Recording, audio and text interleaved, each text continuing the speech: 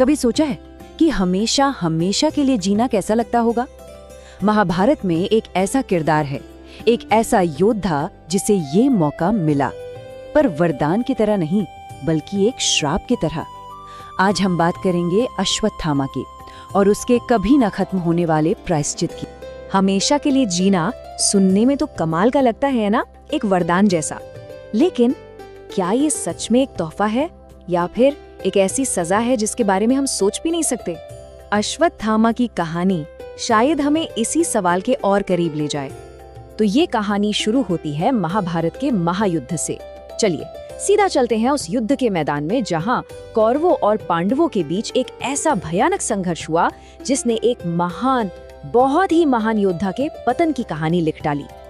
और ये योद्धा थे अश्वत्थामा, गुरु द्रोणाचार्य के बेटे, एक ऐसे वॉरियर जिनके बारे में कहा जाता था कि उनका निशाना कभी नहीं चूकता। वो ताकत और सम्मान का दूसरा नाम थे, एक ऐसा हीरो जिसे हराना नामुमकिन था। खैर, कम से कम सब लोग यही सोचते थे। लेकिन कुरुक्षेत्र का युद्ध खत्म होते होते सब बदल गया। अपने पिता, अपने दोस्तों, सबको खोने का दुख और गुस्सा अश्वत्थामा पर इतना हावी हो गया कि उनकी सोचने समझने की शक्ति ही खत्म हो गई। और फिर उन्होंने एक ऐसा कदम उठाया जिसने इतिहास की धारा ही मोड़ दी। तो आखिर हुआ क्या था? देखिए, सबसे पहले तो बदले की आग। अपने पिता और दोस्तों की मौत का बदला लेने की जो इच्छा थी, उसने उन्हें पूरी तरह से अंधा कर दिया था। फिर गुस्से में आकर उन्होंने चला दिया ब्रह्मास्त्र, मतलब एक ऐसा डिवाइन वेपन जो पूरी की पूरी दुनिया को खत्म कर सकता है। और सबसे भयानक बात, उन्होंने इसका निशाना बनाया एक अजन्मे बच्चे पर जो पांडवों का आखिरी वारिस था। ये एक ऐसा गुनाह था जिसकी कोई माफी हो ही नहीं सकती। और इतने भयानक अपराध की सजा भी उतनी ही भयानक होनी थी। तब भगवान कृष्ण ने अश्वत्थामा को एक ऐसा श्राप दिया जो मौत से भी कहीं ज्यादा बुरा था। भगवान कृष्ण ने कहा, तुम इस धरती पर भटकते रहोगे, तुम्हारे शरीर पर जो घाव हैं वो कभी नहीं भरेंगे और तुम्हें कभी कहीं भी शांति नहीं मिलेगी। और सिर्फ इतना ही नहीं, उन्होंने अश्वत्थामा के माथे से वो दिव्य मणि भी निकाल ली जो उसे लगभग अजेय बनाती थी। जरा इस बदलाव को देखिए। श्राप से पहले वो कौन थे? एक महान योद्धा, गुरु के बेटे, जिसके पास अजय मणि थी। और श्राप के बाद एक अकेला, दर्द से तड़पता हुआ इंसान जिसे हमेशा के लिए जीना है।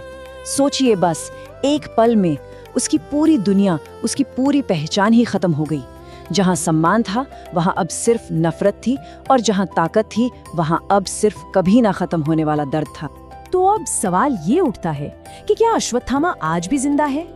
और अगर हाँ, तो सोच कर देखिए कि हजारों सालों से चली आ रही उसकी ये यात्रा, ये सफर कैसा रहा होगा। वो तो जैसे इतिहास का एक जीता जागता खामोश गवाह बन गया। उसने शायद रोमन एम्पायर को बनते और बिखरते देखा होगा। वो सिल्क रोड पर व्यापारियों और संतों के साथ चला होगा। क्या पता उसने लियोनार्डो दा विंची को मोनालिसा बनाते हुए भी देखा हो। और आज वो शायद हमारे ही बीच कहीं इस डिजिटल दुनिया की भीड़ में गुम है। पर यहाँ एक बहुत बड़ा सवाल खड़ा होता है। इतना सब कुछ देखने के बाद, इतना सब कुछ जानने के बाद, क्या वो सिर्फ एक खामोश तमाशाई बना रहेगा या कभी इतिहास में दखल देने की, उसे बदलने की कोशिश करेगा? ये एक ऐसा सवाल है जिसका जवाब शायद खुद अश्वत्थामा के पास भी नहीं।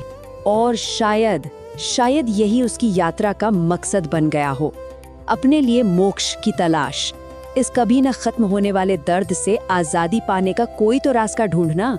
जरा सोचिए, ये खोज कितनी एपिक हो सकती है। हो सकता है वो किसी शक्तिशाली खोए हुए रेलिक की तलाश में हो, या फिर अपने अंदर के गुस्से और पछतावे के राक्षसों से लड़ रहा हो। ये भी तो हो सकता है कि दुनिया में कुछ ऐसे गुप्त पंथ हों जो उसे आज भी पूजते हों।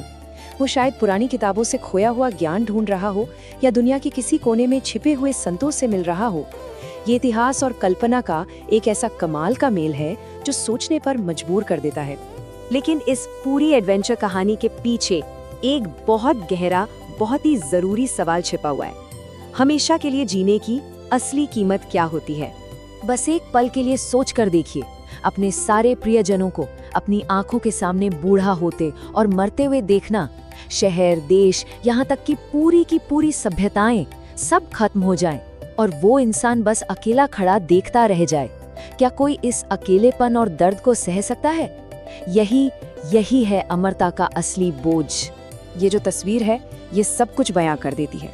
देखिए उसका गुस्सा, उसका बदला, वो बस कुछ पलों का था, एक छोटा सा विस्फोटक लम्हा, लेकिन उसका नतीजा एक लंबा, बहुत लंबा, कभी न खत्म होने वाला अकेलापन। और उसका प्रायश्चित वो तो अनंत है। मतलब एक पल की गलती की सजा अनंत काल तक। सोचिए, बस एक पल के गुस्से का बोझ हमेशा हमेशा के लिए ढोना पड़ रहा है। तो आखिर अश्वत्थामा की कहानी हमें सिखाती क्या है? शायद यही कि बदले की असली कीमत हमारा दुश्मन नहीं बल्कि हम खुद चुकाते हैं। और कभी-कभी ये कीमत इतनी बड़ी हो सकती है कि उसे चुकाने के लिए एक पूरी जिंदगी भी कम पड़ जाए। तो सवाल ये है कि किसी भी बदले की असली कीमत क्या होती है? इस पर सोचिएगा जरूर।